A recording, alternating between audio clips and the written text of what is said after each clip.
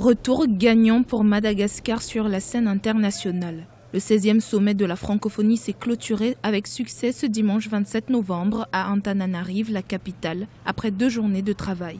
Un véritable défi que le président R. Radjaonarimampianine a su relever après s'être vu retirer l'organisation du sommet en 2010 en raison de la crise politique et économique que le pays traversait. En effet, pendant plusieurs années, le pays a été mis au banc de la communauté internationale dû à des crises diverses.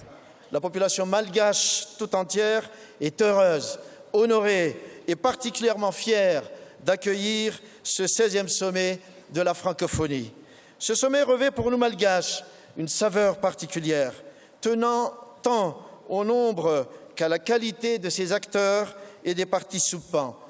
Nous avons eu certes des rapports complexes avec l'histoire. Ce sommet résonne ainsi comme une consécration de ce retour de Madagascar dans le concert des nations. Pour Madagascar, qui est en pleine reconstruction de son tissu économique, politique et social, ce 16e sommet était une véritable fenêtre d'opportunité pour le pays. Le gouvernement canadien a notamment fait un don de 8 ambulances au ministère de la Santé publique malgache. La France, de son côté, s'est engagée à accompagner le développement de Madagascar en signant des accords de financement s'élevant à 62 millions d'euros.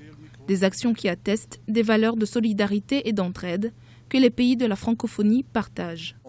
Je tiens ici à remercier particulièrement Madame la secrétaire générale de la francophonie et toute son équipe pour leur solidarité, leur présence précieuse, leur aide, leur appui pour que ce sommet trouve aujourd'hui tout son éclat. Ce succès, nous le devons également à vous tous ici présents. Trouvez ici notre profonde gratitude.